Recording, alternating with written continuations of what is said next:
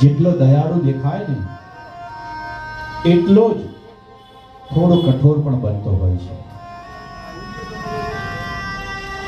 પણ આપણે જ્યાં ભજન સત્સંગમાં બેઠા હોય તો એક સુંદર મજાની એક વાત તમને કહું કે ક્યારેક ક્યારેક આપણા ઘરમાં કોઈ મિલકતનો ઝઘડો બની જાય કે પતિ પત્નીનો ઝઘડો બને તો આપણે શું કહીએ કે તમારા 5 માણસ લઈને આવજો. કે કેમ? કે પંચ કરે એ નક્કી, કે પંચ ત્યાં પરમેશ્વર. એક વ્યક્તિ ગુજરી જાય અને 4 જણા જેને ઉંચકીને લઈ જાય ને અને એ શ્મશાને લઈને જાય ત્યાં વિસામા ઉપર એને મૂકવામાં આવે છે નનામીને.